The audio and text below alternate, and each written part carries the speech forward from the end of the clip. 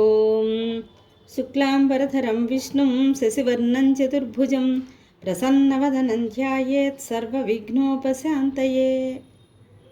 కార్తీక పురాణం 28వ అధ్యాయం. సుదర్శన స్తోత్రం.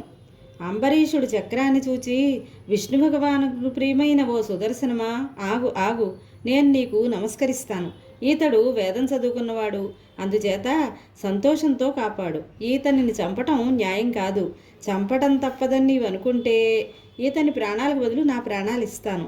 బ్రాహ్మణవధ మాను. కాకపోయినట్లయితే నాతో యుద్ధానికి సిద్ధపడు. నీవు శత్రువులకు లొంగని భగవంతుని ఆయుధానివి అయినప్పటికీ, నీవు నాకు దైవమైనప్పటికీ నీతో నేను యుద్ధం చేస్తాను. క్షత్రియుడు ఒకరిని యాచింపకూడదని బ్రహ్మ విధించాడు. అయినప్పటికీ జగడం ఎందుకని నేను నిన్ను యాచించాను. నీవు సకల దేవతలకు రయింపదానివని, నీ బలం హెచ్చని నాకు తెలుసు. అయినప్పటికీ నా బాహుబలం నిన్ను యుద్ధానికి పిలుస్తోంది. శ్రీమన్నారాయణాదిగా గల వేల్పులందరూ మన ఇద్దరి యుద్ధాన్ని చూస్తారు. నేను నిన్ను క్రిందకు త్రోసిన వెంటనే మునీంద్రుణ్ణి వదులుతాను. నీకు ప్రాణాల మీద ఆశ ఉంటే, విష్ణు భగవాన్ని చేతి ఎందు ఇంకా కొంతకాలం ఉండాలనుకుంటే నన్ను శరణుజొచ్చిన ఈ మునీంద్రుణ్ణి వదులు అని అంబరీషుడన్నాడు.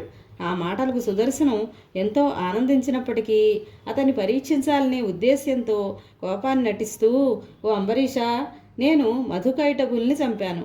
చంపటానికి సాధ్యం కాని రాక్షసులు ఎందరినో చంపాను. ఈ దూర్వాసును చంపటం ఎవరితరమూ కాదు. అతడు నిన్ను ఈ దశకు తెచ్చాడు. నేను బ్రహ్మశంకరుల తేజస్సును భరించాను. ఇతరులు నన్ను కన్నెత్తి కూడా చూడలేరు. బ్రహ్మరుద్ర తేజాలను మీరు నన్ను కేవలం క్షత్రియ తేజం కలిగిన నీవు నన్నేమీ చేయలేవు. బలవంతుడైన పగవారితో సంధి చేసుకోవటం మంచిది.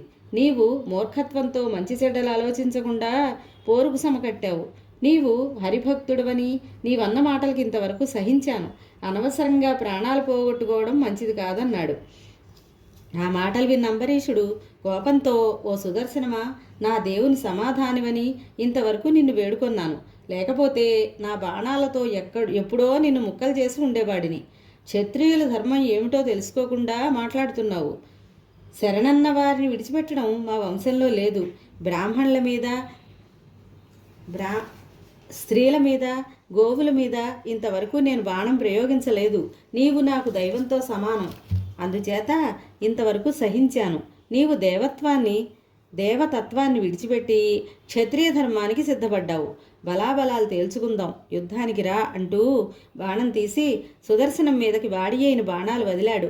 అప్పుడు సుదర్శనుడు దేవరూపం ధరించి, రాజా, నిన్ను కాపాడమని శ్రీమన్నారాయణుడు నన్ను పంపించాడు. నిన్ను శరణుజొచ్చిన ఆ మునిని విడిచిపెడుతున్నాను అంటూ కాళ్ళ మీద పడ్డాడు. అంబరీషుడు నొచ్చుకుంటూ సుదర్శనుడు లేవనెత్తి, నీకు నాకు ఏనుగుకు దోమకు ఉన్నంత భేదం ఉంది. నీ చేతిలో మరణించడానికే యుద్ధానికి దిగాను.